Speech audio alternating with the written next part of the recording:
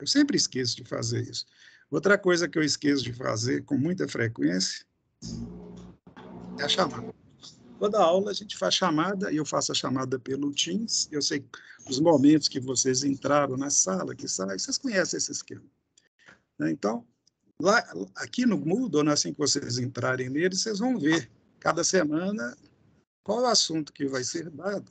Mas o mais importante é quem não puder assistir a aula no momento que ela for dada, ela vai estar lá sempre na mesma semana, às vezes no dia seguinte, lá no YouTube, e o link fica no próprio Moodle e no SIGA. Eu coloco um link aqui no Moodle, nessa aba aqui, aulas gravadas, vocês vão ver o link lá, né? Por exemplo, dia 4 de março, de abril, né, de 2022, tá a data lá. Clicou, você vai ver um link, clica no link, você já vai ver a aula gravada. E lá no SIGA, a mesma coisa. Está indo bem aí, gente? Está dando para ouvir? Sim. Vocês devem estar me ouvindo, porque eu estou escutando vocês tossirem. Nessa outra aba aqui, nós temos os questionários. Esse questionário, eu estou prevendo passar uns 2 ou 3 questionários durante o semestre. Ele entra, né? Eu aviso vocês, ó, tem um questionário aí, você tem de dia tal até o dia tal para você resolver. Assim que você resolver pelo próprio Moodle mesmo, você envia ele para mim, o Moodle corrige e eu vou obter a nota direta.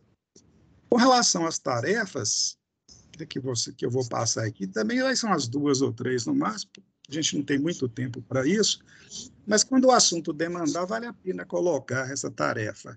Tarefa geralmente é um conjunto de exercícios, né? Alguns problemas, alguns gráficos, algumas situações que vocês vão usar o Word para resolver, o Microsoft Word. Tá certo? Resolveu, é só postar para mim pelo próprio Moodle. Então, questionário e tarefas vocês deverão mandar para mim através do Moodle. Eu posso até postar tarefa no SIGA também, mas não vou recebê-la. Eu não vou lá no SIGA para saber se vocês resolveram a tarefa, mas vou fazer isso no Moodle. E o que eu peço a vocês é o seguinte, que não fuja a regra. As tarefas têm que ser realizadas, enviadas, aliás, em PDF, porque só com PDF que eu consigo o recurso para corrigir manualmente. Se mandar pelo Word, eu não tenho esse recurso. Aí vocês não vão ter o retorno. Por exemplo, eu dei um exercício, vocês resolveram o exercício, eu corrigi o exercício, só que vocês não vão ter o retorno da correção. Vocês vão saber a nota, mas não vai saber o que estava errado no exercício, e nem o porquê. Tá certo? Então, tarefas é isso. Normalmente é exercícios, ou alguma eventual pesquisa, mas normalmente é exercício. Está aqui no Moodle, e vocês vão responder e mandar para mim, aliás, mandar para mim em PDF. O questionário é o típico lá, um conjunto de perguntas, né? Questionário é isso, um conjunto de perguntas. Vocês vão responder, geralmente é múltipla escolha, né? Marcar com X, algum falso verdadeiro, vão fazendo, assim que vocês terminar, clica lá em enviar e eu recebo ele já corrigido. Está claro? Alguma pergunta? Podemos passar para outro tema? Eu vou passar para esse tema aqui, gente, ó, que é a aula propriamente dita, tá? Conforme eu falei, vocês já ouviram aí, todos já deviam estar aí, é a primeira vez que eu dou esse assunto, tá, gente? Eu sou um professor de né? Não sou mais professor de eletrônica de potência. Sempre dei aula de eletrônica de potência e, como eu parei de dar aula de eletrônica de potência, eu preferi investir nas disciplinas mais básicas. Então, hoje eu estou dando circuito elétrico, tanto para o diurno quanto para o noturno, e durante a pandemia, os 2 últimos anos, eu dei fundamentos. No diurno é chamado de fundamento da prática de eletrônica, e do noturno é prática de circuitos elétricos 1. É a mesma disciplina. Então, que para mim foi bom porque eu adquiri base pedagógica para poder assumir circuitos elétricos, que é uma disciplina que eu gosto também. Na realidade, eu já dei circuito elétrico aqui há 2 anos atrás, mas foi aula prática. Assim que eu estava pegando o jeito, aí veio a pandemia e fui lá para fundamentos, mas a vida é assim mesmo, né? Então, esse ano já agora, né, já é a terceira disciplina que eu pego nesses 3 últimos anos, novas. Então, vamos lá. Então, a nossa disciplina é circuitos elétricos, no caso de vocês, é chamada de circuito elétrico 2. O assunto de hoje, eu sempre coloco o assunto na aula no início, né? Então, vamos dar uma aula introdutória, passando as orientações e falando sobre avaliações, já foi falado, e vamos ao assunto propriamente dito. Certo? Isso que está entrando na tela aí foi o que eu já falei. Passar rápido, que já foi falado. Eu estou colocando isso aqui porque quem for assistir a aula depois tem acesso ao que está escrito aí. Está gravado, assim que dá tempo de ficar claro para todos, eu passo para frente. Agora do programa da disciplina. Vou colocar ele tudo aqui de uma vez. O programa da disciplina de circuitos elétricos 2. Vocês podem observar que é um programa extenso, variado, principalmente variado. Veja bem, nós estudaremos circuitos, análise de circuitos em corrente contínua e alternada.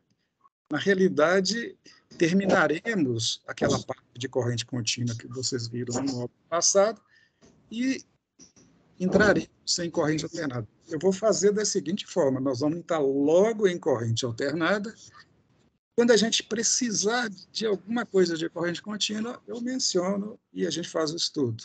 Porque, na realidade, circuitos elétricos 1 era para ser somente corrente contínua, e circuitos elétricos 2 somente corrente alternada. Mas isso aí é só uma intenção, é difícil de fazer isso. E no estudo dos circuitos em corrente alternada, é extremamente importante e necessário o uso dos números complexos. Então, nós vamos gastar algumas aulas para mostrar para vocês o que é número complexo, como se opera com número complexo, qual é a vantagem de usarmos números complexos na disciplina circuitos elétricos. Da mesma forma, o estudo de fasores. Tanto os números complexos e fasores, eles se complementam no sentido de constituir uma ferramenta para ajudar a gente a analisar os circuitos em corrente alternada. Analisar circuito em corrente contínua é muito fácil, exceto para iniciante, né? Para quem é iniciante, nada é fácil, né, gente? Tudo é uma briga, é uma luta diária. Mas, em termos relativos, a gente pode dizer que analisar circuitos em corrente contínua é fácil. Por quê? Porque envolve uma matemática simples, uma matemática básica. É sempre soma, subtração, divisão, coisa simples. Já em corrente alternada, pelas características da própria corrente alternada e pelos componentes utilizados em corrente alternada, a matemática não é simples. Né? Se eu for usar análise convencional, quer dizer, aquelas equações de primeiro grau, segundo grau, fica muito complicado estudar os circuitos em corrente alternada. Por isso que usam as ferramentas simplificadoras, que são os números complexos e os fasores. O nome número complexo, eu acho ele bastante feliz, porque ele não é complexo. Quando a gente pensa número complexo, o cara já vai pensar, pô, números complicados, não tem nada a ver. O termo complexo não é adjetivo, é substantivo. É porque, vocês vão ver quando a gente estiver estudando, é porque junta os números reais e os números imaginários. Pelo fato de juntar, né, é que usa essa palavra complexa. Complexa aqui quer dizer juntar, é criar um conjunto constituído por vários elementos, que no caso são os números reais e os números que a gente chama de imaginários, que é outro termo também infeliz, já que eles não são imaginários. Se eles existem, eles não podem ser imaginários, concorda? Nós vamos estudar os números complexos. Quer dizer, mostrar o que é, como que opera, como multiplica, como divide. E, posteriormente, quer dizer, uma semana depois, provavelmente, a gente estuda os fasores, que é a maneira de representar de forma fácil, precisa, a corrente alternada no circuito. Com isso, encerra a parte que a gente chama de circuitos elétricos. Eu quero dar uma paradinha aqui e falar com vocês o seguinte: até pouco tempo, o curso de eletrônica tinha a disciplina análise de circuitos em corrente contínua e a outra disciplina análise de circuitos em corrente alternada e a terceira disciplina fundamentos de eletrotécnica. Isso era ensinado no primeiro módulo, no segundo módulo, no primeiro ano diurno e no segundo ano diurno.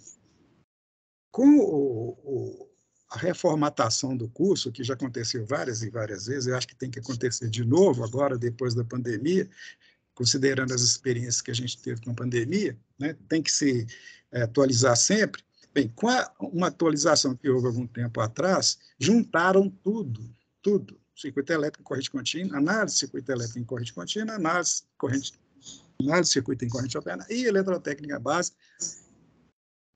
Fizeram tudo junto e chamaram de circuitos elétricos 1 e circuitos elétricos 2. Portanto, assim que a gente termina essa parte de fasores, a gente vai estar terminando a análise de circuitos em corrente alternada. A análise de circuito em corrente alternada é muito parecida com a análise de circuito em corrente contínua, só muda que uma é contínua e outra alternada. É claro que esse só muda é só uma simplificação, porque é uma grande mudança, né? E depois a gente entra na eletrotécnica básica, que é o que tem pela frente aí, ó.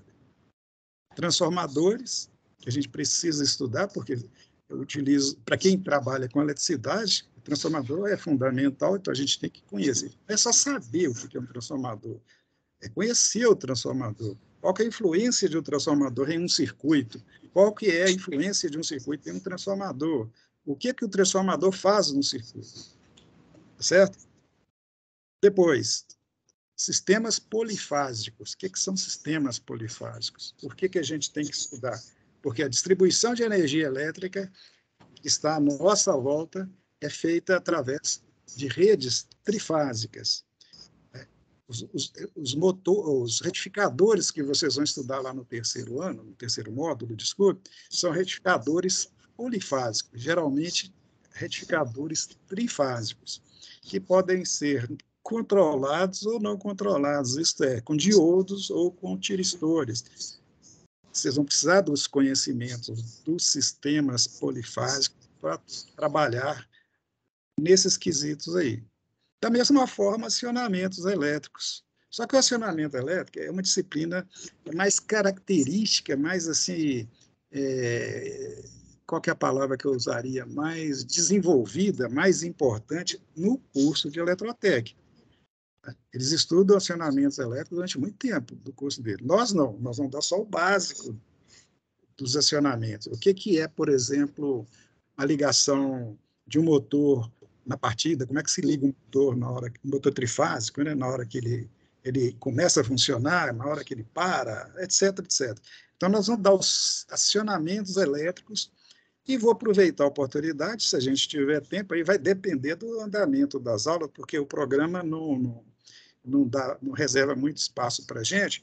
Nós vamos ver como é que quais tipos de circuito, como é que você faz o acionamento de um portão elétrico, de uma bomba hidráulica, coisas desse tipo. Quais os sensores que usam, quais são os componentes que se usam, quais são as chaves que se usam, e vai por aí. E fechando o programa é o estudo dos motores elétricos. Os motores de corrente contínua e os motores de indução, que são os motores de corrente alternada. Essa é a última partezinha do programa, né? É aquela parte que, se a gente descuidar, nem é dada. Né? Quase sempre não é dada, tá? Por falta de tempo. Mas eu vou fazer o possível, que depender de mim, para dar todo o programa. Estamos conversando? Alguma pergunta? Esses slides vão ser disponibilizados aonde? Eu gostaria que alguém...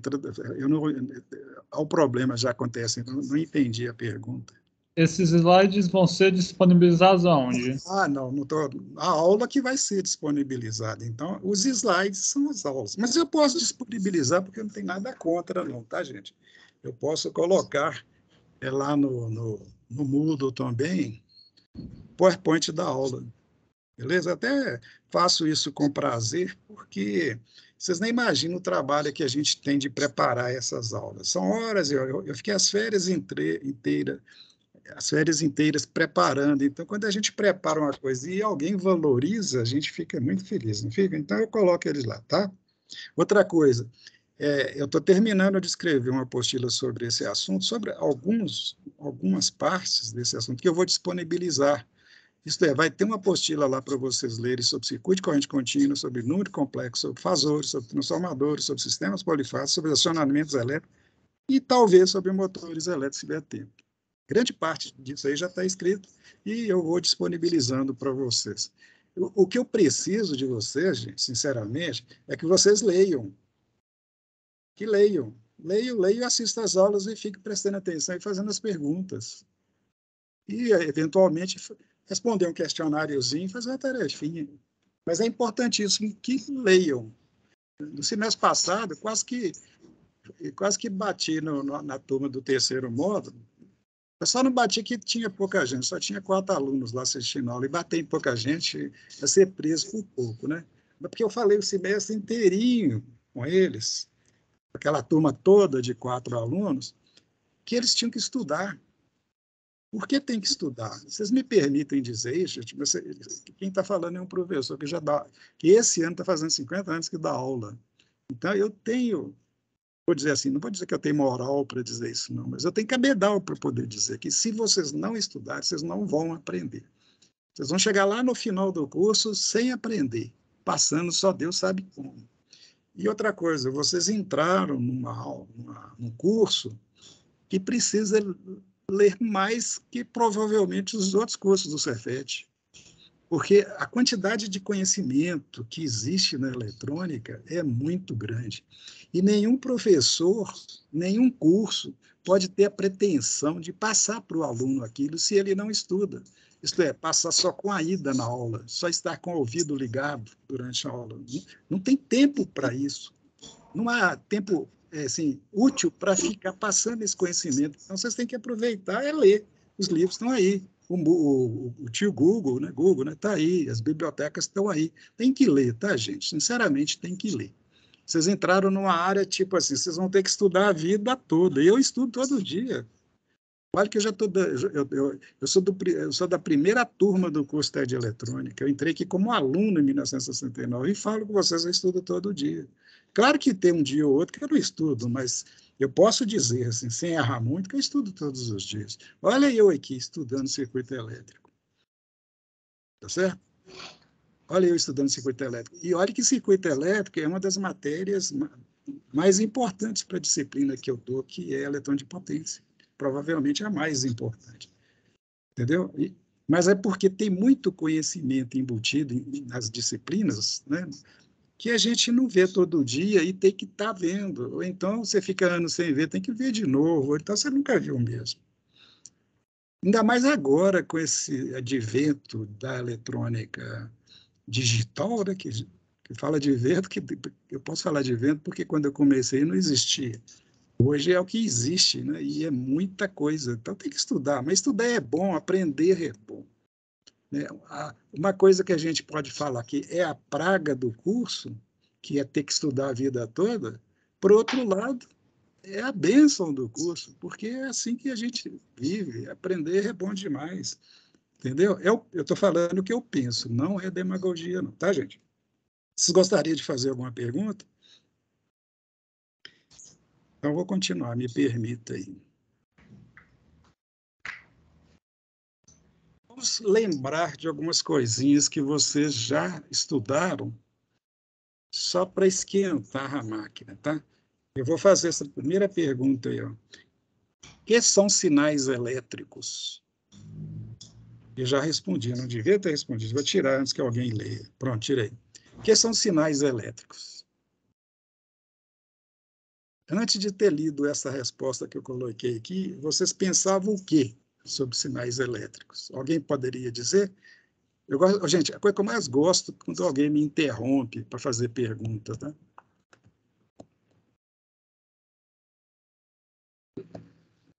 William, alguém perguntou nada? Não, William? Não. Então, vamos em frente. Sinais elétricos são isso aí. Vocês têm direito de perguntar, mas têm direito de não perguntar também, né, gente? Sinais elétricos são tensões, veja bem, são tensões e correntes elétricas variáveis no tempo. Então, toda vez que falar o sinal ali, vê aquele sinal ali, calcula o sinal ali, lá no laboratório, liga um sinal ali, eu estou me referindo a isso. Estou me referindo a uma tensão ou uma corrente que é variável no tempo, geralmente senoidal. Então, tem aí, ó. E a sua representação no plano cartesiano, né, é chamada de forma de onda. Eu tive conversando com um colega professor outro dia, obviamente pelo celular, né, e ele me falou, eu estava comentando sobre essa disciplina que eu estou pegando agora, e eu não sabia qual era a abordagem, né? Não sei se eu entrava assim muito básico, ou muito apertado. Ele falou, e esse cara é doutor, hein, gente? Ele falou comigo o seguinte, Maria, eu vou te falar um negócio. Eu gastei uns 6 meses, quando eu entrei, eu fiz o curso técnico no Cefet. Ele falou, gastei 6 meses para entender o que é uma senoide. Aí eu lembrei que eu também devo ter gasto esse tempo quando eu comecei a estudar eletrônica. Por quê? Porque você vê uma ondinha lá, uma cobrinha lá, e sabe que aquilo representa tensão, tem valor de pico, tal. Aquilo ali, como se diz, não é uma coisa assim que estimula muito a nossa massa cinzenta, é uma coisa simples, né? Mas relacionar aquilo com a grandeza elétrica, com o que está acontecendo, já é um pouquinho mais complicado. Quer dizer, um gráfico não é só um gráfico. O gráfico representa uma coisa e é importante que eu saiba, através dele, entender as características daquela coisa que ele está representando. E esse é o objetivo dessa aula de hoje e da aula de amanhã, tá certo, gente? Continuando. Nós temos aqui, ó, o exemplo de 3 tipos de sinais elétricos, ou 3 tipos de ondas que estão representando sinais elétricos. O primeiro é o senoidal, que é o mais comum, né? Vocês estão acostumados a ver. O segundo é a onda triangular e a terceira é uma onda quadrada. São as 3 formas de onda, os 3 sinais elétricos disponíveis nos geradores de funções que vocês têm lá no laboratório, que você já deve ter visto, né? Já tiveram aula prática, não já? Você deve ter visto que lá tem um gerador de funções. Gerador de funções são gerador de sinais elétricos. Ele gera grandezas elétricas variáveis no tempo. E as 3 grandezas que eles geram são senoidais, triangulares e quadradas. Tá? A gente utiliza aqueles sinais lá para analisar circuito, para alimentar circuitos com excitações no sentido de podermos ver o comportamento daquele circuito. Beleza? Bem, aqui está o nosso, digamos assim, o nosso protagonista, né? A tensão alternada, especificamente a tensão alternada senoidal. A tensão alternada senoidal, ou a tensão alternada na forma senoidal, é a mais usada na eletrônica, na eletrotécnica e na nossa vida como um todo. Por quê? Porque ela é que é gerada nas empresas geradoras de energia, como as hidrelétricas. Quer dizer, a energia que é produzida e distribuída comercialmente no mundo inteiro, ela tem a forma, tem essa característica, é ser alternada e senoidal. E, além disso, além de ser a coisa disseminada no mundo inteiro, ela tem características que as tornam melhores do que as outras, que vocês vão poder entender no transcorrer do curso. Bem, então, o que é uma tensão alternada? Está aí a definição. Tensão alternada, entre parênteses, CA, né? Esse C é de current, né? E A de alternada. Quer dizer, tensão alternada, ou a tensão que a gente chama de corrente alternada, é uma situação meio paradoxos, né, complicados, né? A tensão alternada é uma corrente alternada, né? Por quê? Porque é comum a gente chamar de corrente contínua, né, a tudo que envolve a tensão contínua. E de corrente alternada é tudo que envolve a tensão alternada. Não separa o termo tensão com o termo corrente. Tá? De qualquer forma, eu coloquei aí, ó, CA. Toda vez que eu não quiser falar tensão alternada, eu vou usar a abreviatura CA. Tá certo? Então, tensão alternada é aquela cujo módulo, veja bem, o módulo varia continuamente e cuja polaridade é invertida periodicamente. Eu acho que essa é a definição mais correta da tensão alternada, porque ela está dizendo que o módulo dela varia continuamente, ele fica o tempo todo variando. E a polaridade dela é invertida, só que periodicamente, quer dizer, de intervalos em intervalos regulares, a polaridade é invertida. E durante esses intervalos regulares, o seu módulo varia continuamente, exceto, vou voltar atrás aqui, ó, essa ondinha aqui quadrada. Ó. Veja bem, a onda quadrada, ela está quase toda, ela não está totalmente toda dentro da definição, mas as outras duas sim. Cara. Veja bem essa senoide aqui, ó. Ela tem um período, né? Tem um intervalo aqui, ó. Isso é chamado de ciclo que vai se repetindo indefinidamente, né? E durante cada um deles, ela inverte de polaridade. Vendo que isso aqui é um plano cartesiano, né? O que está acima do eixo é positivo e o que está abaixo é negativo. Então, durante um intervalo, ela é positiva, durante outro intervalo, ela é negativa, e vai fazendo isso. E durante cada intervalo desse, ela varia o seu módulo. O módulo dela é a distância da linha até o eixo. Então, veja bem, a tensão alternada é uma tensão que tem um módulo variável continuamente, tá certo? E a polaridade invertida periodicamente. Isso acontece com essa onda triangular da mesma forma e com a onda quadrada quase, porque é uma exceção. Ela é alternada também. Por quê? Porque ela tem a polaridade invertida periodicamente. Só que o módulo é constante, cara. É constante. O valor é constante. Mas ela é considerada a tensão alternada exatamente pelo fato de inverter de polaridade e, consequentemente, em um circuito na qual ela está contida, a corrente também inverte de sentido. Aproveitando essa aula para a gente tentar falar a mesma linguagem, tá, gente? Porque vocês são iniciantes. Que somos, né? Eu nessa matéria. Tá aí, ó. O exemplo da tensão alternada mais usada no planeta. Eu acho que no universo também, né? Se tiver outros humanos por lá. Nós vamos estudar essa onda hoje e na aula que vem, tá? Eu espero que a gente consiga terminar no final da aula que vem. Estudar a onda mesmo, falar das características dela, identificar os parâmetros dela e vai por aí. Então, nós temos aqui, para começar esquentando, uma tensão alternada senoidal, porque varia segundo o seno, nós vamos ver por que isso acontece, e ela tem dois limites, né? Dois picos que a gente chama.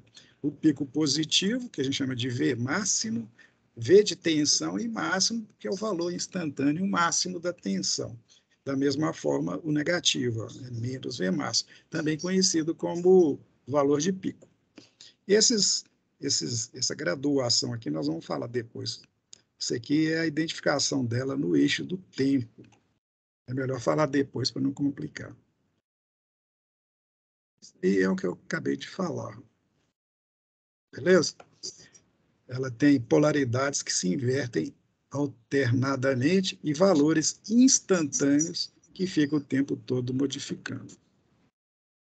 Agora, só para situar, eu vou falar um pouco da geração de correntes alternadas. E antes de mostrar o que eu vou mostrar aqui, eu devo dizer o seguinte, é só o básico, tá, gente? E que eu acredito que é o básico suficiente, que vocês vão ver aqui, se pegarem bem, já é suficiente para a gente navegar na nossa disciplina. Mas é bom saber que os geradores de tensão alternada são muito mais elaborados do que o que nós vamos ver aqui, porque esse aqui é o princípio de funcionamento. Além do mais, você gera tensão alternada de potência pequena até potências enormes, de frequências, que vocês vão ver aqui, eu vou falar mais sobre frequência, de frequências pequenas até frequências muito altas. Tá? Por exemplo, a tensão que tem na tomada da casa de vocês, vocês sabem bem que é uma tensão de frequência baixa, é uma tensão cuja frequência é 60 Hz, mas tem uma potência grande. Você pode ligar aparelhos na tomada da sua casa que demandam correntes na ordem de amperes, né?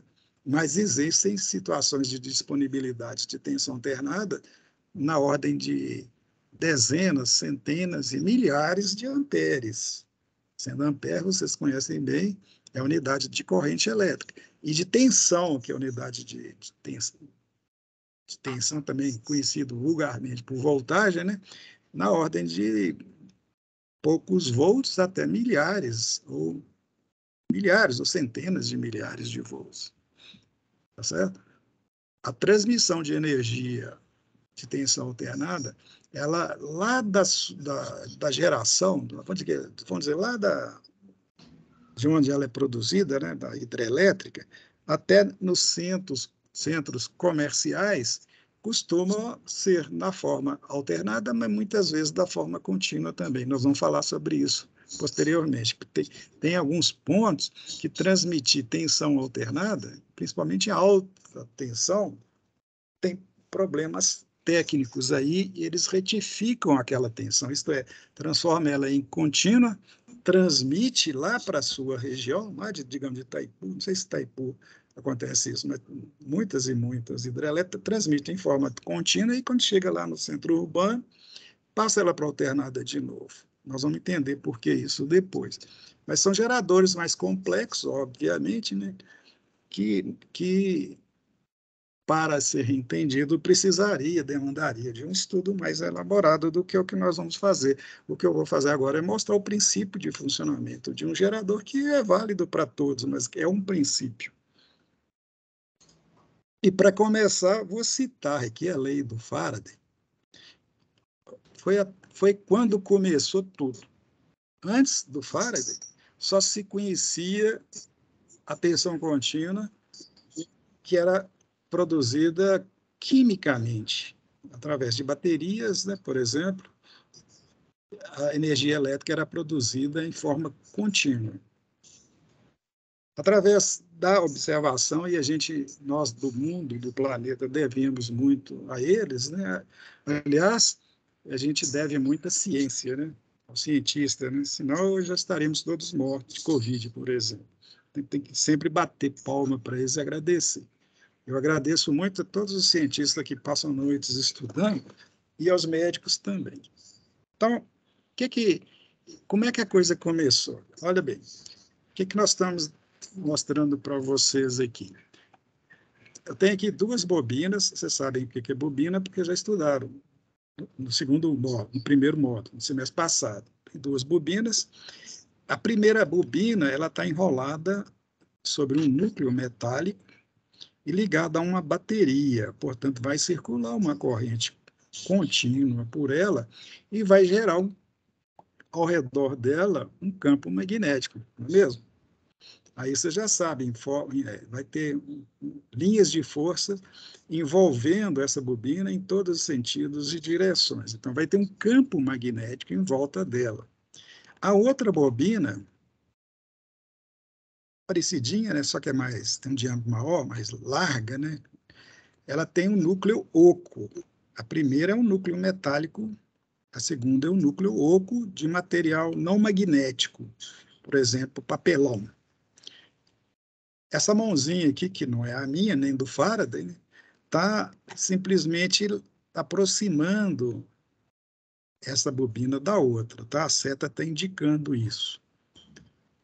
Então, quando ele aproxima, quando o Faraday, digamos, lá, 200 mil anos atrás, fez essa experiência, ele aproximou, quando ele notou que quando ele aproximava a bobina da outra, o ponteirinho se movimentava num sentido.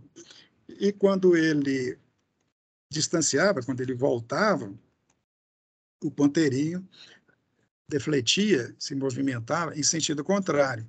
E quando ele parava, seja qual a posição, ele ficava no zero. Então, ele concluiu que, já que o ponteiro estava se movendo, é porque estava passando corrente elétrica nele. Tá? Um parêntese aqui, tá, gente? Eu não sei qual que instrumento que o Faraday usou, não, porque na época que ele fez essa experiência, não tinha voltímetro, não. Tá? Tinha algum outro aparelho lá, se vocês quiserem fazer uma pesquisa no Google lá, vocês vão ver algum aparelho lá, alguma engenhoca lá que ele usou para fazer esse tipo de coisa. Eu coloquei um multímetro moderninho aqui, né? Alguém deve estar pensando, eu já tinha voltímetro na época que ele estava estudando o efeito eletromagnético. Como é que ia estudar o efeito eletromagnético básico com um aparelho mais sofisticado que funciona segundo o efeito eletromagnético, né? É bom lembrar, né? Eu só coloquei aqui para dar ênfase à coisa, mas não foi um voltímetro que ele usou, não, e não bonitinho ainda. Foi algo que permitia que notasse, né, que a tensão, que aparecia uma tensão e que ela tinha polaridade, e que a corrente que passaria em função disso tinha sentido, entendeu? Então, voltando aqui, quando ele aproximava, o que estava acontecendo? Ele estava pegando o campo magnético em volta da bobina, dessa bobina aqui, e aproximando aquele campo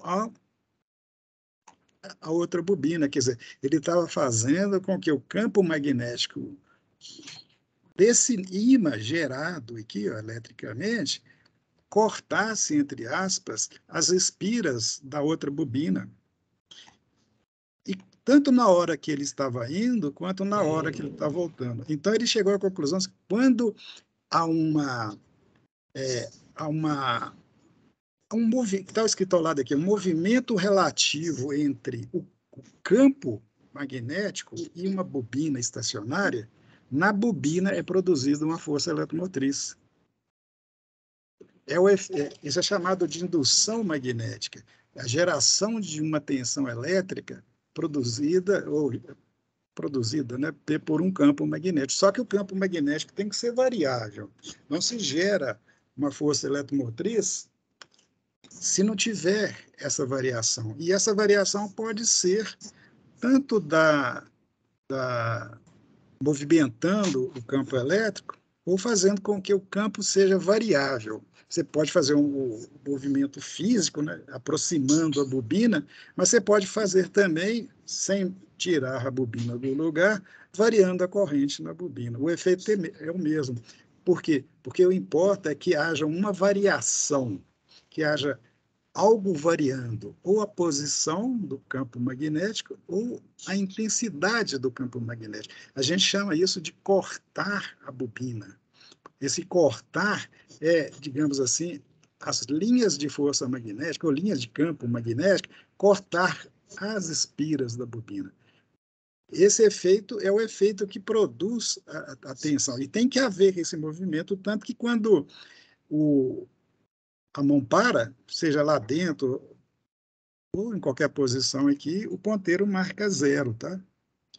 Essa outra figura aqui, ó, é aquela outra forma que eu falei com vocês. Se você fechar essa chave aqui, ó, aqui a bobina está paradinha lá. Você vê que nem tem a mão aqui, ó. Mas tem uma chave e uma bateria. A outra ficou do mesmo jeito, né? Aí o que vai acontecer? Fecha essa chave. Quando você fecha essa chave, vai circular uma corrente na bobina da esquerda. Essa corrente ela vai criar em volta dela um campo magnético. Só que esse campo não é estabelecido instantaneamente, né? A partir da hora que você fecha a chave até um certo tempo depois, o campo passa de 0 a um certo valor, que depende, claro, da corrente elétrica, da tensão, da bobina, de uma maneira, fisicamente, de uma maneira geral, mas não é o que importa, né? Importa é que, na hora que eu fecho essa chave, a partir do momento que eu fecho essa chave, o campo é variável. E se perto dele, nas imediações dele, tiver um condutor, ou uma bobina, ou uma espira, vai ser induzida lá uma força eletromotriz. mas é só na hora que o fluxo está variando. Tá certo? Só na hora que está variando. Um parêntese aqui, só para complementar. Eu gosto sempre de complementar, que é o seguinte, se você abrir a chave depois, alguém me diz aí, o que acontece quando eu abro a chave? Vai. William, traduza. Para de circular a corrente. Não, vai parar de circular a corrente? Só Sim. isso? É. Aí que tá, gente. Foi bom eu ter comentado isso, que isso é uma coisa extremamente importante para vocês. Eu até vou pedir uma desculpa aqui, eu sou muito falador, tá, gente? Às vezes eu venho aqui preparado para dar um assunto em 50 minutos, eu gasto 200 para dar o mesmo assunto, tá? E como a gente tem 50, eu não dou nem a metade do assunto, né? Mas vamos lá. Se a gente estiver conversando coisas básicas e importantes, não tem problema, não. E pelo que eu vi, é bom falar. É o seguinte, quando você fecha a chave, a corrente vai variar naturalmente até um certo valor. E o fluxo magnético varia com a corrente. Se a corrente aumenta, ele aumenta. Então, a corrente ela vai aumentar até o máximo que é estabelecido pela bateria e pela resistência da bobina, que é muito baixa. Então, vai ser uma corrente grande aí vai ter um fluxo grande, tudo bem, a bobina vai se transformar juntamente com seu núcleo em um ímã, tem o polo norte, sul aí, morreu aí. O que aconteceu do outro lado eu não estou querendo falar agora, não. A questão é, na hora que abre a chave. Porque na hora que se abre a chave, naquele momento, em volta da bobina, tem um campo magnético muito alto. Ou não precisa ser alto para ser problema. Vai ter um campo magnético. E o campo magnético, gente, ele não atenua instantaneamente. O que vai acontecer? Na hora que eu abro a chave e o campo está reduzindo, porque eu cortei a corrente, o que acontece com isso que vocês estão vendo aí? É um fluxo magnético variável cortando uma bobina estacionária. Vai gerar uma tensão na bobina. Você abriu a chave, mas foi gerada uma tensão na bobina. E tem um indivíduo aí chamado Lenz, que disse, você já deve ter estudado isso lá na física, aliás, essa aula de hoje que é mais física do que eletricidade, né? Ele disse que quando um fluxo varia, ele produz, ele diz o seguinte, o fluxo magnético nunca vai variar instantaneamente. Ele sempre vai produzir um efeito que vai tentar evitar que ele varie instantaneamente. Quer dizer, a corrente no indutor nunca cai para zero instantaneamente.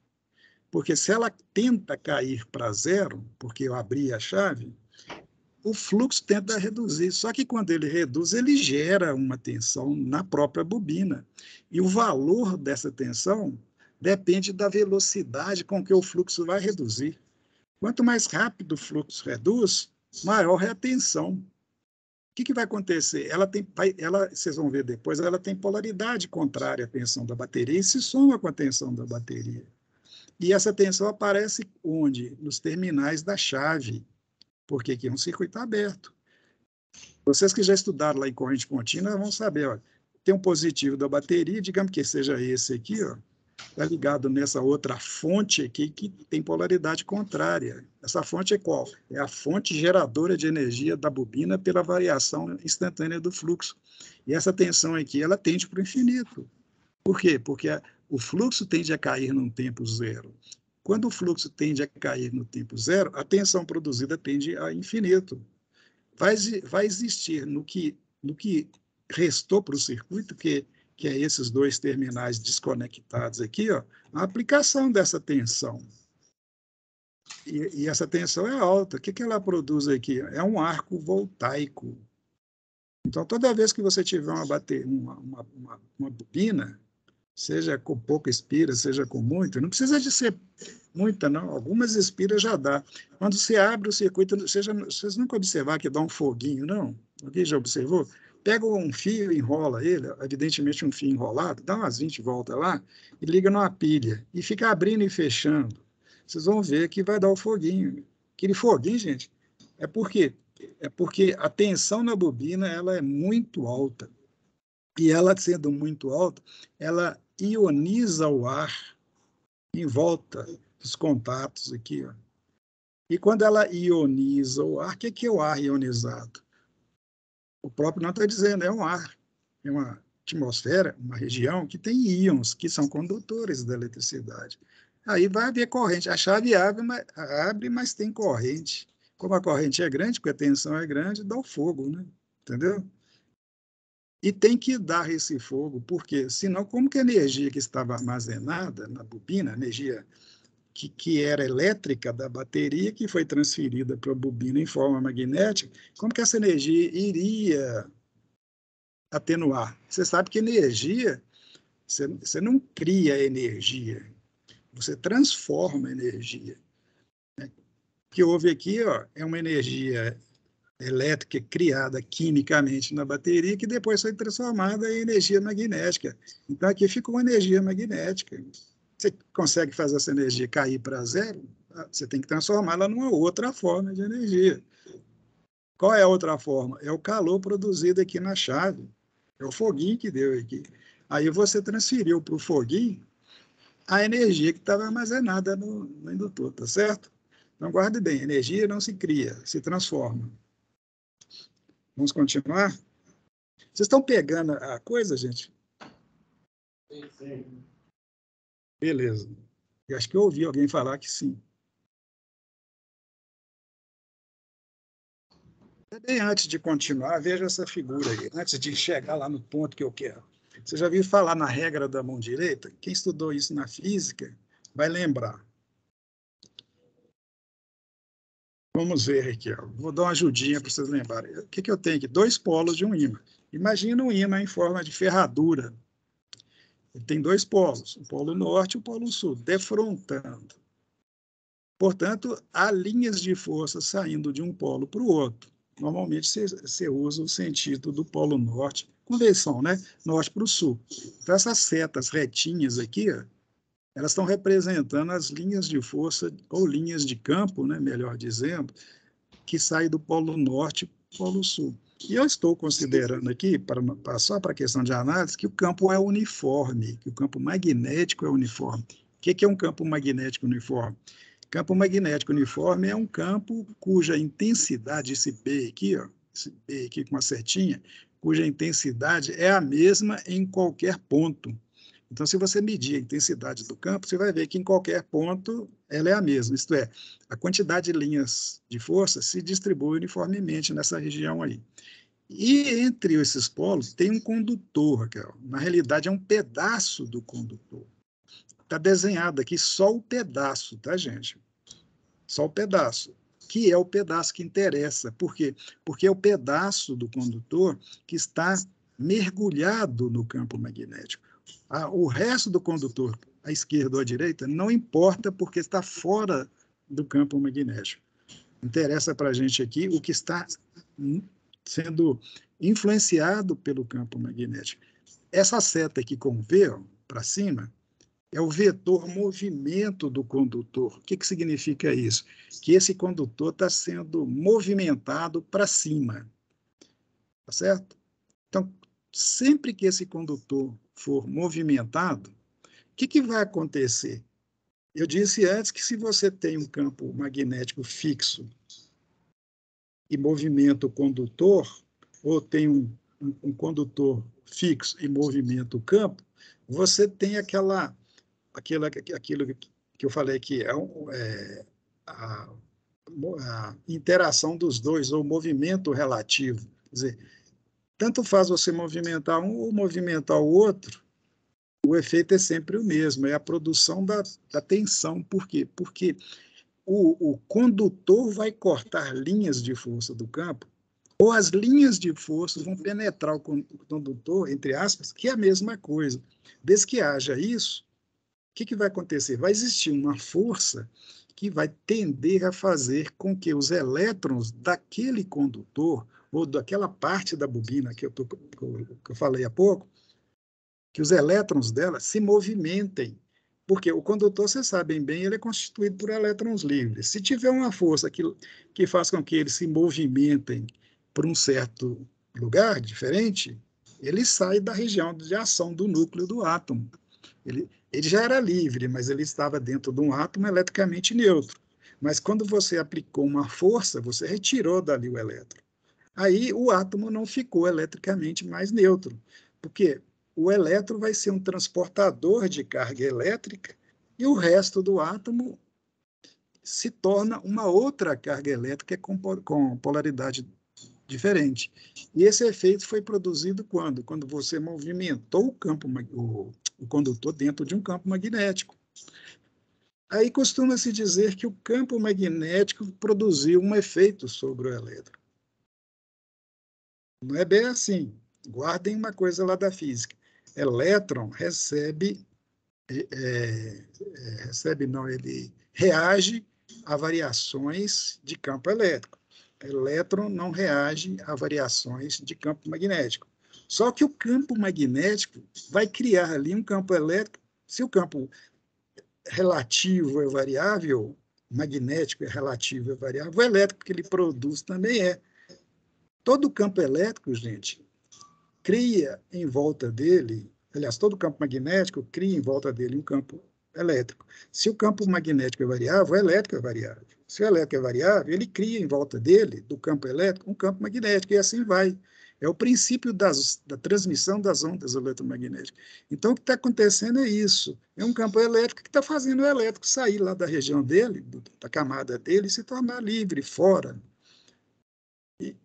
E como isso vai acontecer com uma infinidade de elétrons desse condutor, qual que é o produto final? Um monte de elétrons livres direcionados por um lado e um monte de cargas positivas direcionadas para um outro lado.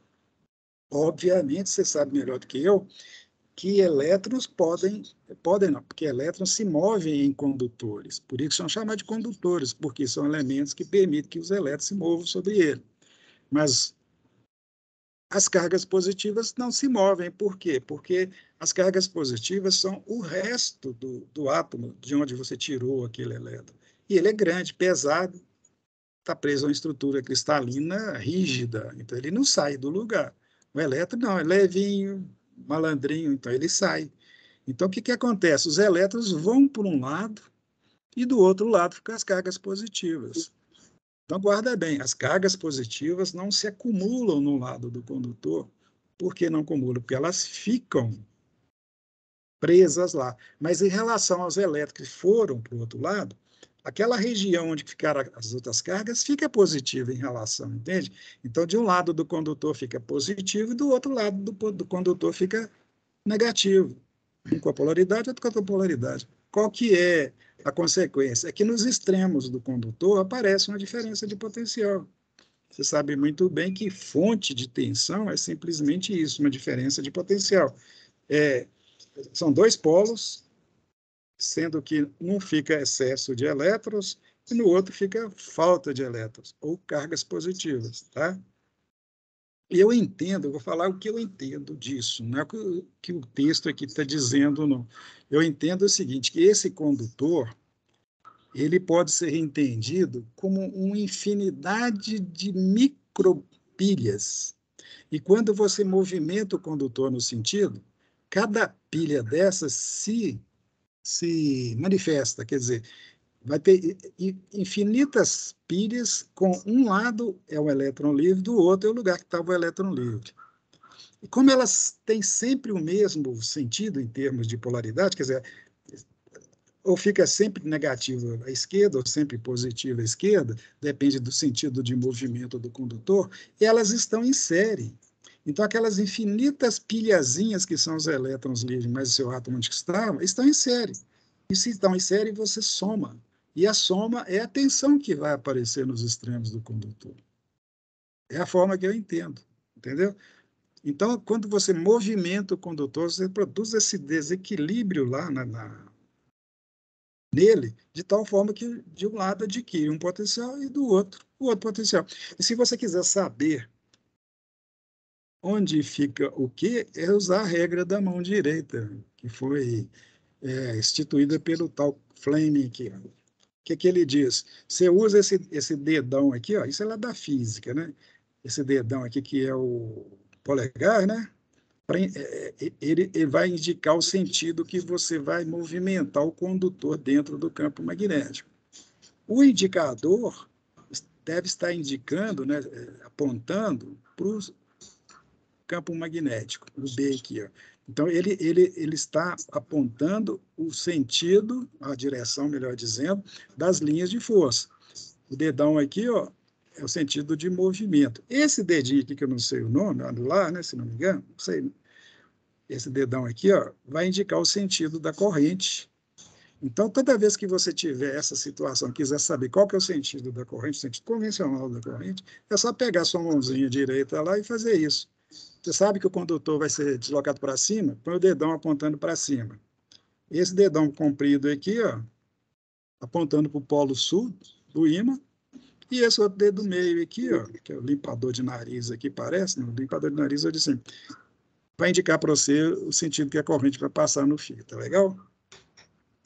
Beleza, ou William? Beleza. Então, continuando aí. Está aí a mesma situação, tá? É uma representação do que eu falei. Dando mais um, deixando aqui para vocês lerem aí, quando for assistir aula, se forem assistir. Falar em assistir aula, gente, eu recomendo vocês, pega a aula que eu vou pôr lá no YouTube, coloca ela no pendrive e assista na televisão. Não assista nunca em celular, não, porque essas figuras aqui merecem que vocês vejam elas grandes. O que eu falei lá daquelas cargas está aqui, tá?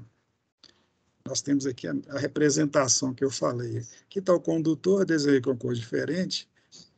Esses X aqui, ó, elas estão indicando que as linhas de força do campo magnético estão no sentido entrando no monitor aqui, tá? Quando é X, você imagina que as linhas de força estão transversais ao monitor, entrando no plano do monitor. Se fosse um papel, entrando no plano do papel. Tá certo? Então, tem um fluxo magnético representado pelo xizinho, e aquela setinha deles está entrando no papel. Se fosse uma bolinha, estaria saindo do papel. E o condutor está se deslocando nesse sentido da seta com velocidade v.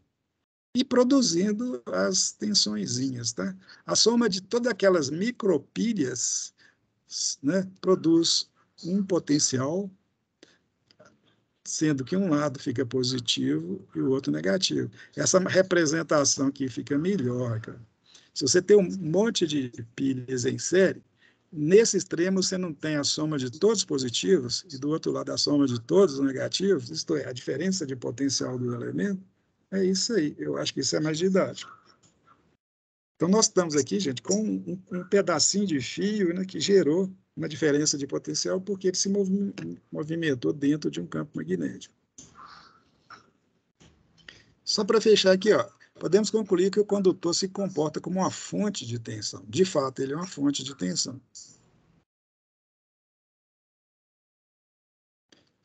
Essa tensão que aparece no condutor devido ao seu movimento em um campo magnético é denominada força eletromotriz induzida, FEM. Obviamente, se invertermos o sentido do campo, quer dizer, se você inverter lá no ímã, lá onde é norte, onde é sul, né? O sentido, a polaridade lá induzida no fio vai inverter, obviamente. Também, se você produzir um movimento em sentido contrário, quer dizer, movimentar para cima, igual está lá, movimentar para baixo, a corrente também inverte. Então, resumindo em vermelho, ó, o movimento sistemático do condutor, ora num sentido, ora no outro sentido, ora no sentido contrário, né, dentro do campo magnético, gera nos terminais do condutor uma tensão alternada. Então, fazendo o condutor subir ou descer, ou pegar um campo magnético variável em termos de polaridade, você produz no condutor uma tensão alternada. Agora a questão, qual que é a forma dela? Deixa eu ver o que está aqui. Depois vocês leem isso aqui, tá? Vou passar para frente, porque o que está escrito aqui eu vou explicar falando, fica melhor. Eu estou controlando o tempo aqui, tá, gente? O que nós temos aqui? Ó? O que essa figura mostra? Aqui é mais ou menos o que estava na anterior, só que agora eu estou formatando mais, eu estou chegando mais próximo do que eu quero, que é o gerador básico de CA, de tensão alternada. O que nós temos? Os mesmos polos, né? Eles já estão até com essa formatação aqui, para aproveitar melhor o campo, fazer com que o campo não se disperse, fique mais uniforme possível. Então, tem uma distância que chama distância entre essa parte metálica que eu estou mostrando aqui e o polo menorzinho. Eu desenhei grande aqui, porque é só de desenhar mesmo, mas eles são bem juntinhos. E esse cilindro que vocês estão vendo aqui é um metal, um cilindro metálico, tem características especiais, mas lá na frente, quando for estudar motores, eu explico melhor. E tem uma ranhura aqui, ó, somente uma ranhura, e dentro dessa ranhura tem o fio. Volto a dizer, tem um pedaço do fio, não é o fio todo, não. O fio todo tem parte aqui, não interessa. E esse cilindro aqui, ó, ele tá montado num eixo, que é o eixo de rotação. E esse eixo vai girar, obviamente, e nesse sentido que está indicando aqui, ó, sentido anti-horário. O que faz esse eixo girar? Depende do tipo de gerador que você tem. Se for, por exemplo, eu tenho um gerador aqui em casa, que eu peguei na Telemig, antiga Telemig, uns anos atrás, ele tem uma manivela. A pessoa girava a manivela lá, na mão mesmo, né? A energia que estava gastando lá era proveniente do feijão que ele comia. Então, quando ele girava essa manivela, quer dizer, o eixo girava e esse cilindro girava e o condutor que estava aí girava também. Mas se for um dínamo de bicicleta, que é um alternador também, é um gerador de tensão alternada que funciona dessa forma, ele tem um elemento lá que eu não sei o nome, que encosta na roda, então quando a roda gira, ela vai fazendo o eixo do alternador girar e gerar tensão que vai acender a luzinha da bicicleta. Né? Agora, numa instância mais, digamos assim, mais prática, né? Mais prática não, mais, digamos, não está vindo a palavra não, mas no universo mais amplo, pode ser, inclusive, esse eixo associado à turbina, né, de uma hidrelétrica. Aí vai ter aqueles grandes geradores, mas o princípio é o mesmo. A água que desce lá na cavidade lá da represa, ela passa numa turbina, faz a turbina girar, e quando a turbina gira, ela gira o eixo. Então, não importa para nós aqui como que o eixo gira, ele está girando. E ele está girando, para simplificar a nossa análise aqui, com velocidade constante. Certo? Bem, se ele está girando, ele está se movimentando, ele está girando. Deixa eu organizar aqui. Se o eixo está girando, o cilindro está girando, o condutor está acompanhando esse giro. Então, ele está girando também. Então, o condutor fica girando aqui. Beleza? Nós temos a situação. Se ele está girando, dependendo da posição que ele está, ele vai cortar mais ou menos linhas do fluxo magnético. Dependendo da posição, ele corta muita linha, induz uma tensão maior. Dependendo da posição que ele está, ele não corta linha nenhuma, não gera tensão nenhuma, porque não corta, tá certo? Se não corta, a palavra que usa muito lá na eletrotécnica é se não há concatenação do fluxo com o movimento, com o condutor, não produz tensão. Essa posição que ele está, por exemplo, aqui, ó, que está passando, digamos que ele está girando. Quando ele passa nessa posição, ele não corta nenhuma linha de força, porque cortar linha de força é se movimentar transversalmente a ela, tá? Que aí a gente imagina que a linha está atravessando o componente na hora que atravessa. Se estiver nessa posição do meio, onde eu pus a seta aqui, ó, girando para cima, ele vai cortar linhas de força. Então, a quantidade de linhas de força que ele vai cortar depende da posição que ele tiver. Se ele estiver aqui, ó, no eixo, aqui, ó, nessa posição, ele corta mais linha do que no meio e muito mais do que nessa posição, que ele não corta praticamente nenhuma. Tá certo? Então, a tensão que vai ser produzida, que depende diretamente da quantidade, entre outras coisas, de linhas de força que ele corta, vai depender da posição dele. E se ele ficar gerando, ela vai ficar variando. Tá certo? Então, eu vou gerar ali uma tensão variável, e vocês vão ver agora que ela é variável e inverte de polaridade. Bem, antes de mostrar isso, a conclusão do Faraday, naquela experiência lá atrás, que a tensão que é produzida no condutor, instantaneamente, esse Ezinho aqui, ó, ou a força eletromotriz induzida ou produzida, que também é chamado de E minúsculo, é igual ao valor do fluxo magnético B, do comprimento do condutor e da velocidade com que o condutor se movimenta, vezes o seno de teta.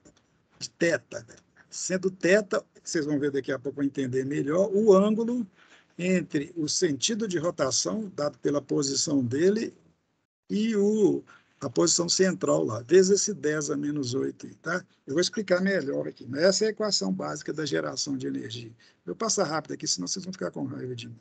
Depois eu volto aqui se for necessário.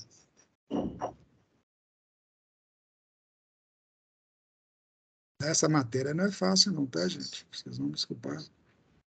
Depois eu volto aqui.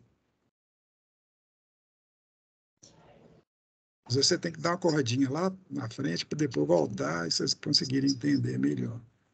Deixa eu ver se eu consigo. O objetivo é mostrar para vocês. Tá, esse aqui mostra para vocês o que eu quero dizer. Depois eu volto lá atrás para explicar o passo a passo aqui. O que nós temos aqui? Aquela geringonça lá, aquela coisinha lá, que era o condutor girando lá dentro do campo, tá? Só que aqui é uma vista de corte. Vista de corte é uma vista, você faz um corte nele e enxerga só a parte que aparece lá no corte, né? Então, aqui está o eixo e aqui está o condutor. Esse coloridinho aqui é condutor. Então, ele está girando, no meu caso aqui, ó, ele está girando no sentido anti-horário. E o fluxo magnético está nessa direção aqui. Eu desenhei dessa direção para facilitar o que eu quero mostrar para vocês. Então, veja bem. Quando ele, ao girar, passa por essa posição que eu pus a seta aqui, ó, o que vai estar acontecendo? A tangente relativa ao movimento dele, indicado por esse vetorzinho aqui com a letra M, é paralela ao eixo. Aliás, desculpa, é paralela ao eixo, acho que eu já estou dormindo. É paralela às linhas de força do campo magnético, tá? Primeira coisa, naquela posição, esse vetor M aqui, ó, é paralela às linhas de força. Se você coloca, faz um gráfico aqui, ó, do jeito que está, naquela posição que eu chamo de zero, você tem dois vetores, não sei se vocês estão conseguindo enxergar, que está muito pequenininho, tem dois vetores aqui, ó, o vetor M e o vetor B com tracinho. O vetor M é o vetor do movimento dele, relativo ao movimento. Ele está se movimentando, e quando ele passou aqui, ó, o sentido de movimento dele é esse que eu estou mostrando aqui, ó, é paralelo a essa linha, a essa seta aqui. E essa seta é o Bzinho aqui, ó, tá? Está relativo ao sentido do campo magnético. Beleza? Então, os dois estão no mesmo sentido, paralelos. Então, o ângulo entre eles é zero.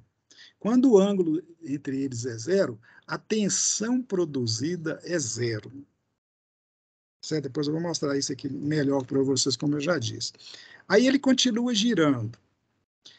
Digamos quando ele chega na posição 1 aqui, ó. Olha o sentido de rotação. A seta, o vetor tangencial aqui, ó. Tá? Ele está 45 graus da linha que representa o campo magnético, as linhas de força magnética, essa seta aqui, ó. Então, essa seta que eu estou mostrando é essa do B aqui, ó, e essa seta de cima é do M. Há um ângulo entre elas, que é o ângulo θ, que nesse caso aqui é 45 graus, tá certo? Veja bem, naquela posição é esse ângulo aqui. Depois eu volto lá para vocês entenderem melhor. Ele continuando a girar, quando ele está na posição 2, o ângulo formado entre o M e a setinha do campo é 90 graus. Aqui. Então, θ 90 graus. Ele continuando, chegando na posição 3 aqui. Ó. Olha abriu mais o ângulo, cara. Andando mais, chegou na posição 4. A posição 4 está aqui embaixo, 180 graus. Tá certo? E assim sucessivamente. Então, à medida que aquela maquininha lá, aquela espira lá, vai girando, esse ângulo vai girando, esse ângulo vai se modificando. O ângulo θ aqui vai se modificando de 0 até 360 graus. Ele vai lá.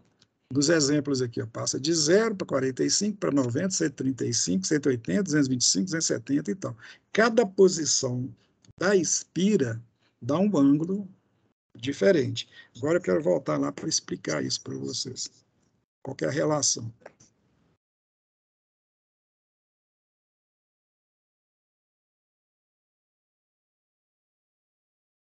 Vou pegar essa aqui que está no caminho. Olha aqui.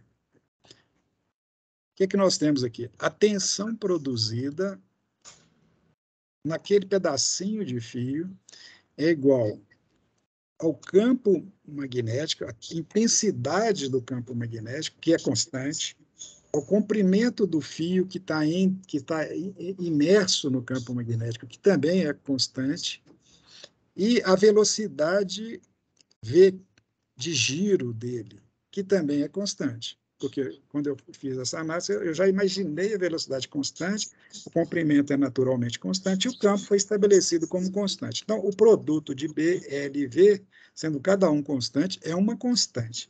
Então, coloca aí, ó, isso é constante. O que é variável? O ângulo θ. Por quê? O ângulo θ, que é o ângulo formado pela rotação do condutor, ele muda conforme a posição do condutor. Só que ele muda segundo o seno do ângulo, tá? O ângulo θ muda, mas a ação dele na expressão é função seno, quer dizer, aqui vai dar um número, né? Aqui, ó, que eu estou circulando aqui, vai dar um número, que é o seno do ângulo. E seno, você sabe, ele varia de 0 a mais 1 e de 0 a menos 1. Ele não é nunca maior que 1, nunca menor que menos 1. Certo? Então, o que vai acontecer?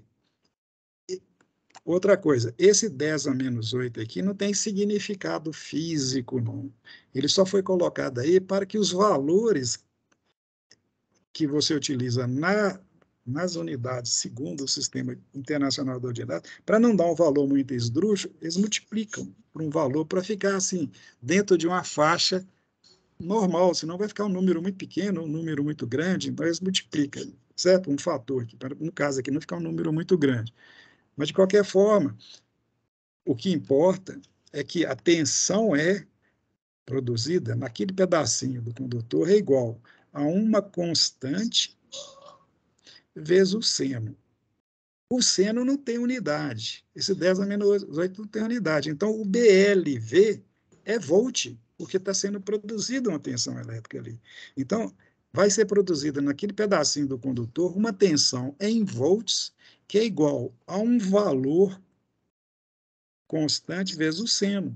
Só que esse seno só pode variar, o seno só varia de 0 a mais 1 e menos 1. Então, esse valor de tensão vai ser máximo quando o seno der 1, vai ser 0 quando o seno for 0, né? Quer dizer, vai ser máximo positivo, vou chamar assim, quando o seno for mais 1, porque vai ser mais 1 vezes essa constante, ou menos 1 vezes a constante, ou qualquer valor intermediário vezes a constante.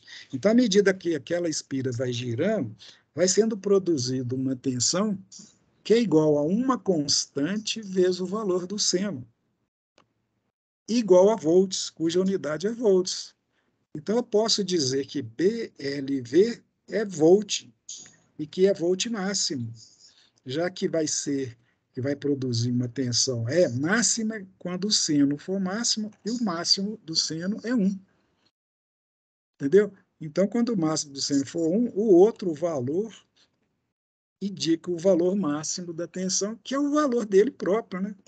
Então, se eu sei o valor DLV igual a tantos volts, é só multiplicar pelo seno, que depende da posição do condutor, para saber qual que é a tensão que vai produzir.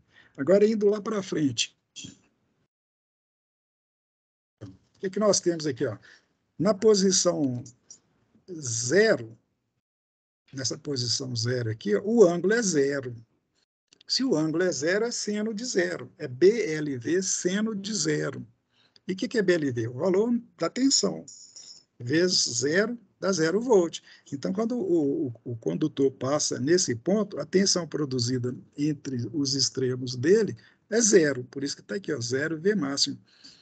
Quando ele está na posição 1, o seno não é zero mais. O ângulo não é zero. Se o ângulo não é zero, qual que é o ângulo? Foi escolhido um arbitrário aqui, 45. E seno de 45 é quanto? Não sei quanto, não sou calculador, mas eu acho que é meio, se não me engano. Raiz de 2? Foi? Raiz de 2 sobre 2, não? Não, você disse ué. Graças a Deus você disse isso aí. É porque eu não eu acho que é de 60 que é meio, né? Você quer uma calculadora, né? Não é isso? De qualquer forma, não é não, Acão. Olha aqui, ó. Não, é raiz de 2 sobre 2. Aqui tá na cara, aqui, ó. Eu que estou dormindo já, tá, gente? Aqui, ó. BLV é o valor máximo da tensão. Fez o seno do ângulo, tá certo? Se eu coloquei 0,707 aqui, ó, significa que o seno de 45 é 0,707, porque isso aqui, ó, é o seno do ângulo. O seno do ângulo vezes V máximo, e vai por aí, ó. Em 90 graus é 1 V máximo, porque em 90 graus, o 90 graus, o 190 é 1. E vai por aí. Quer dizer, eu vou produzir uma tensão, gente, que varia senoidalmente, entendeu? É assim que as tensões são produzidas. É nesse ponto que eu quero chegar com vocês. O gerador de tensão alternada, ele produz dessa forma uma tensão que varia senoidalmente. Agora, o que nós temos aí é o quê? É o mínimo do mínimo, né? É a tensão produzida só numa espira, mas é o básico do básico que serve para a gente entender como funciona a coisa quando a situação não é o básico do básico, quando a situação é diferente, que está mais elaborado, o gerador com mais, digamos, em vez de ser uma espira, tem mais. Em vez de ser só um pedacinho de fio, tem bobina nele e coisa vai por aí. Deixa eu terminar esse assunto aqui. Que isso aqui é uma coisa importante. Observe que em posições diametralmente opostas, os valores da FME, isto é, a tensão produzida, são de polaridades contrárias. Eu já agrupei aqui para vocês verem isso. O que são posições diametralmente opostas? É que, passando pelo eixo, né, do outro lado, a tensão, o valor da tensão como se diz, é diametralmente oposto. Né? Qual que é a posição diametralmente oposta dessa aqui? É essa que está aqui. Ó. É só você passar e ver a posição que dá do outro lado. Passa pelo eixo aqui, ó. Entendeu? Então, a posição diametralmente oposta do zero é o 4. Do zero foi zero. Do 4 tem aqui, é zero também. Cara. Da posição 1, a diametralmente oposta é essa aqui. Ó. Na posição 1, quanto que foi? 0,707. Na posição daqui, oposta, é menos 0,707 vezes o valor. Então, vai. Então, guarda aí. Em posições diametralmente opostas, a tensão produzida tem polaridade contrária. Esse aqui que eu falei. Isso vai mostrar melhor. Depois eu volto lá. Aqui tem dois condutores. Em vez de pôr um só, em vez de ter uma ranhura só, eu coloquei mais outra. Então, tem dois condutores. E eles estão em posições diametralmente opostas. Então, se, por exemplo, o A fica positivo, o B fica negativo. Quer dizer, da frente é positivo, o do fundo é negativo. Nesse caso é oposto, o do fundo é positivo, o da frente é negativo. Dependendo do sentido de rotação do campo e tal. Eu não quero nem aplicar a regra da mão direita aqui, tá? Não quero preocupar com isso agora. Mas é sempre assim, ó. Mais e menos, menos e mais. Qual que é a vantagem disso? Onde que eu quero chegar com isso? É que se, por exemplo, a da frente for positiva, do fundo for negativa, a de baixo aqui é positiva. Então, eu posso ligar esse terminal desse condutor no terminal do outro, porque eu estarei pegando duas fontes de tensão e ligando em série aditiva, que é o positivo ligado no negativo, ou o negativo ligado no positivo. E se eu faço isso, eu somo a tensão de uma de um condutor com a tensão do outro. Então, à medida que eles vão ficar girando aí, ó, eu vou estar produzindo nos terminais aqui o dobro da tensão. Agora, imagina se eu fizer isso com um número grande de condutores aí. Em vez de ser 2 fios só, eu tiver um conjunto de fios, uma bobina enrolada aí de tal forma que é o início de um ligado no fim do outro e tal. Quando está girando, você vai produzir uma tensão não baixinha, mas suficientemente alta para produzir algum efeito elétrico em algum circuito. Então, um gerador normal, digamos, comercial, ele não é constituído só por um condutor, ou 2 ou 3, é por um número grande, exatamente para ter tensão suficiente. Tá? A confecção daquela bobina coloca espiras em série, né? Condutores em série, em paralelo, porque quando você coloca em série, você aumenta a tensão. Quando você coloca em paralelo, você aumenta a capacidade de corrente. Quando você coloca em série, em paralelo, você faz as duas coisas. Aí você passa a ter um gerador com a tensão, com o valor que você quer e que forneça a quantidade de potência que você precisa. Entendeu? Eu acho que eu vou parar a aula aqui agora, tá, gente? Eu vou passar isso aqui, ó. Depois, na aula que vem, eu continuo aqui. Ó. Olha aqui. Ó. Tá vendo? O que nós temos aí? Ó? Aquilo que eu falei. Nós temos uma bobina, em vez de ser um condutor, é uma bobina. Vai girando, vai produzindo tensão. Esses 2 anéis aqui são anéis coletores. Eles servem para quê? Para ligar ao circuito externo o terminal da bobina. Então, esse terminal é ligado aqui, o outro de baixo passa aqui por dentro, é ligado nesse outro anel. E cada anel é ligado numa escova, que é a parte preta aqui, ó, que é de carvão, e essa parte é condutora metálica. Então, aqui você obtém, entre esse ponto que eu pus a seta e essa parte de baixo, a tensão, e liguei um resistor, está ligado aqui um resistor, por onde vai passar a corrente. Então, à medida que eles estão girando, a corrente vai passando lá. Olha o sentido lá. Depois, a bobina, ela sempre gira no mesmo sentido, sempre no sentido anti-horário, mas a corrente lá no condutor, não. Dependendo da posição, a corrente circula no sentido ou no sentido contrário. E observe, ó, vou parar num ponto aqui, olha lá, vou voltar, opa. Vou ver se eu consigo parar no lugar certo. Não sou tão rápido assim, não. Vamos lá. Quase. Isso aqui perto dessa região aqui, ela inverte de polaridade. Não, é perto da outra lá. Vamos ver direitinho isso aí. Aqui, ó. A partir daqui, o seno fica... Pior que chegou no final da demonstração, não chegou. Aqui, ó. Parei. O que vai acontecer? Olha lá, voltou, ela, tá vendo? Tem uma posição que é neutra, que é essa. Aula à distância. Vamos lá. Tem um ponto aí que é a posição neutra. Acho que eu estou sem paciência. Aula que vem eu passo isso de novo, tá, gente? Deixa eu só mostrar mais um aqui para vocês. Deixa eu mostrar, vou ver esse aqui.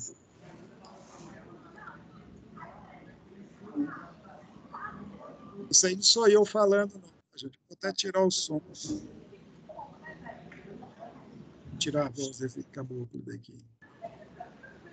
Esse é um vídeo que eu vou disponibilizar para vocês também lá, tá? Olha aqui, ó. Olha o imã completo aí, a espira girando. Olha, a tensão vai para um lado, vai para o outro. Aquele aquele de novo. Olha lá. Vou encerrar por hoje. Ficar falando muito tempo fica estressante, né? Maçante. Você já deve estar cansado de ficar. Deixa eu parar a gravação. Até esse ponto eu vou postar lá